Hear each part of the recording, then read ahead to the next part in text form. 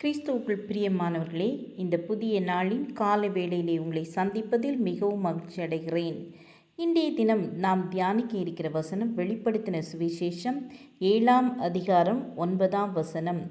இவைகளுக்கு பின்பு நான் பார்த்தபோது, இதோ சகல ஜாதிகளிலும் கோத்திரங்களிலும் ஜனங்களிலும் பாஷைக்காரரிலும் இருந்து வந்ததும் ஒருவனும் எண்ணக்கூடாததுமான திரளான கூட்டமாகிய ஜனங்கள் வெள்ளை அங்கிகளை தரித்து தங்கள் கைகளில் குருத்தோலைகளை பிடித்து சிங்காசனத்திற்கு முன்பாகவும் ஆட்டுக்குட்டியானவருக்கு முன்பாகவும் நிற்க கண்டேன்.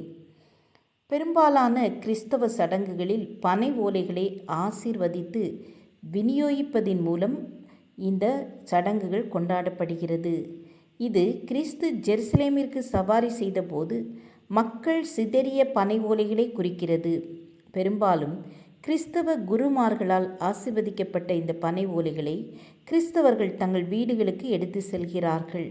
அங்கு அவர்கள் அவற்றை கிறிஸ்தவ கலைகளுடன் தொங்க விடுகிறார்கள். சங்கீதம் 92:12 இவ்விதமாய் எழுதப்பட்டுள்ளது: நீதிமான் பனையை போல் செழித்து லீபனோனில் உள்ள கேதுருவை போல் வளருவான். ஆம் தேவ பிள்ளைகளே, நீதிமான் பனையை போல் செழித்து வளருவான் என்று வேதம் நீதிமானை பனைக்கு ஒப்பிடுகிறது. அந்த மரம் புனிதமான மரமாகும். பனையில் உள்ள அத்தனை பொருட்களும் உலக பிரகாரமாக பிரயோஜனமுள்ளதாயிருக்கிறது.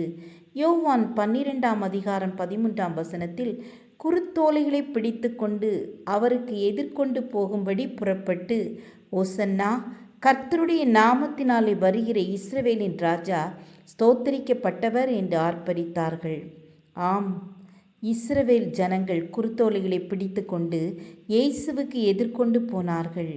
இஸ்ரவேல் புத்திரர் எகிப்திலிருந்து புறப்பட்ட நாளை நினைவுகூறும்படியாக லேவியராகமம் 23ஆம் அதிகாரம் 40ஆம் வசனத்தில் இவ்வாறு எழுதப்பட்டுள்ளது: முதல் நாளிலே அலங்காரமான விருட்சங்களின் கனிகளையும் பேரீச்சம் ஓலைகளையும் தழைத்திருக்கிற விருட்சங்களின் கிளைகளையும் ஆற்றல் அரிகளையும் கொண்டு வந்து உங்கள் தேவனாகிய கர்த்தருடைய சந்நிதியில் 7 நாளும் மகிழ்ச்சியாயிருங்கள்.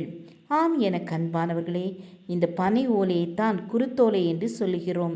அந்த ஓலை ஒரு புனிதத்தை குறிக்கிறது, அதாவது பரிசுத்தத்தை குறிக்கிறது. நாமும் அந்த ஓலையைப் போல பரிசுத்தமாய் வாழ்வோம்.